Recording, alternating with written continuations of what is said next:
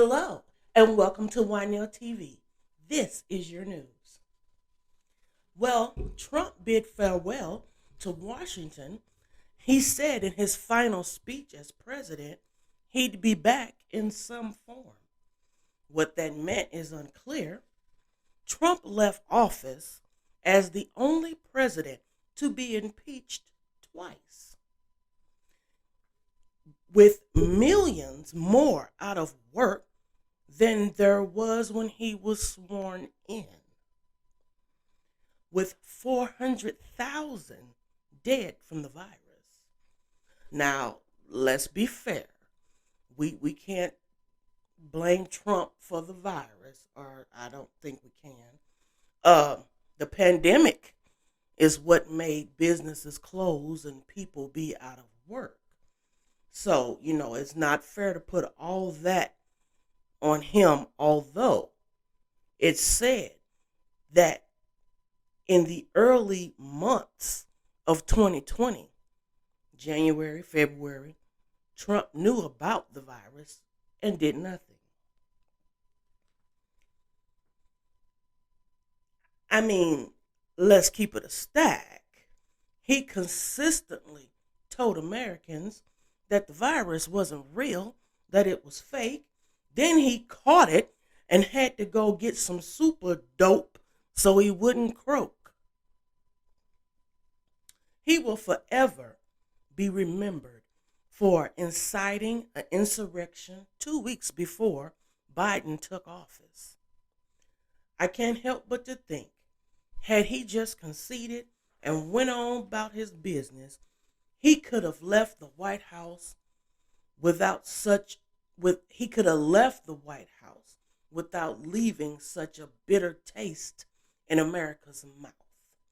And maybe, just maybe, in 4 years, he could pull it off again. But like a child that doesn't want to leave the playground, he went kicking and screaming. Isn't it obvious when people who work for you start turning their backs on you? It's time to go. Trump refused to participate in any inaugural traditions. The passing of the torch, the transfer of power. He didn't want to do any of that. Melania Trump did not do the traditional house tour with the now new First Lady, Jill Biden. Trump supposedly left Joe a note in the Oval Office. No one knows what that note said. I imagine it went something like, "Dear Joe, this job ain't no punk." Joe Biden is the 46th president. He is the oldest president we've ever had, taking office at a staggering 84 years old. I wish him luck and Godspeed. Lil Wayne and Kodak Black got their pardons from former President Trump. His last day in office, along with 143 others, Trump either pardoned or commuted. Nobody's buying that Lil Wayne publicly endorsed Trump simply because he agrees with his policies. We all know he was hobnobbing with Trump to secure that pardon. Wayne had been under investigation a year prior to the chumminess in the White House. The little cozy, we buddies. In return, the millions of followers from Lil Wayne, Ice Cube, Snoop Dogg, T.I., that would mean hundreds of votes for Trump. So you're a rapper and you have millions of followers. So if your followers see that you endorse me, then I'll get those votes. Yeah, it didn't work out that way. I believe that's why he couldn't believe he lost.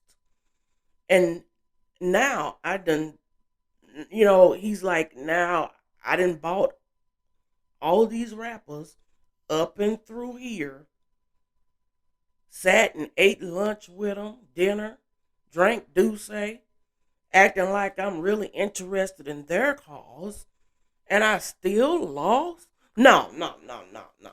This can't be. I need a recount. I need y'all to check these trash cans for votes. Did your grandmama vote? Did your great grandmama vote? Well, hell, how did I lose? Mm. But let us not forget, Wayne didn't have an agenda.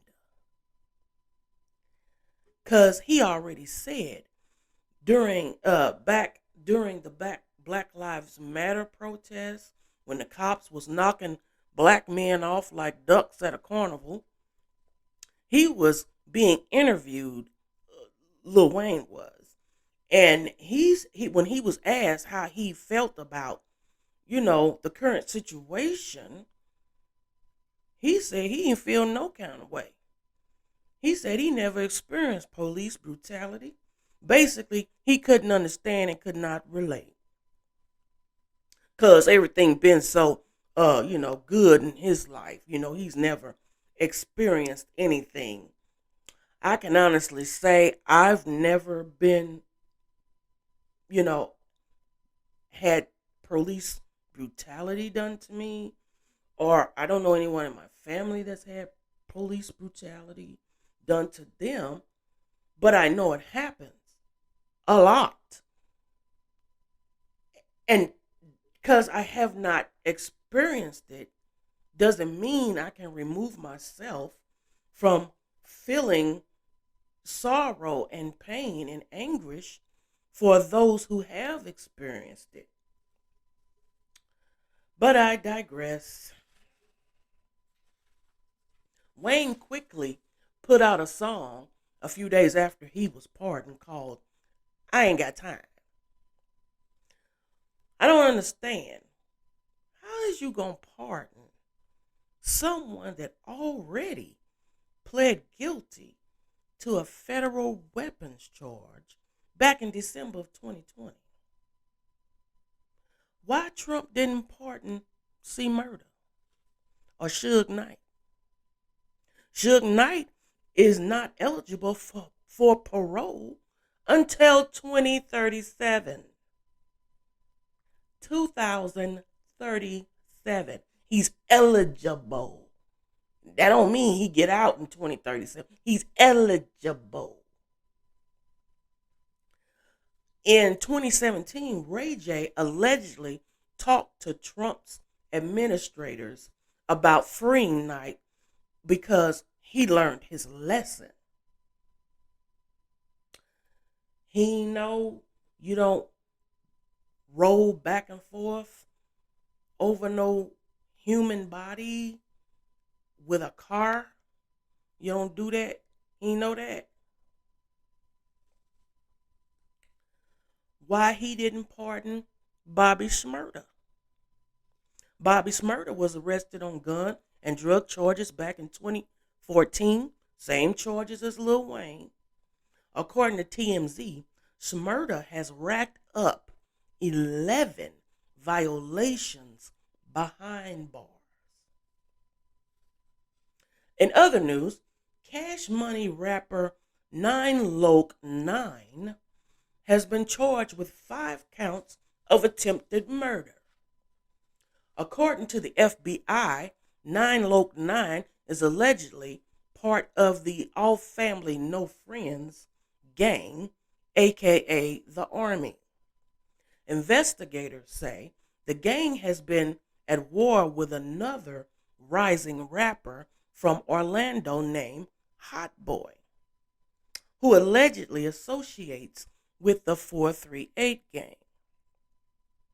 This feud has took at least 5 lives during 2020, which includes a 14-year-old and a 3-year-old, which were caught in the crossfire.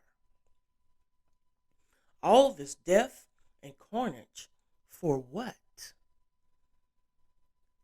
Well, witnesses say 9 claims he wants to be the only rapper representing Orlando.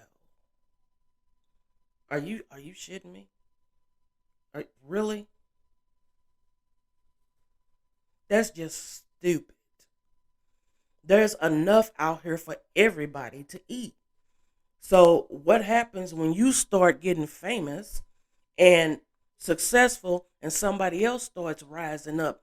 Their star starts shining. They from Orlando. What you gonna do? Send somebody to kill them? Shoot them up? I say send somebody because you locked up. Because you did some dumb shit. You pretty much just canceled your career. Any chances for you having success are gone. The question was raised, would Trump pardon himself and his family? He did not. Joe Exotic from the Tiger King had a limo waiting outside the prison because he just knew he was going to get a pardon. He did not. Whistleblower Edward Snowden faces up to 175 years.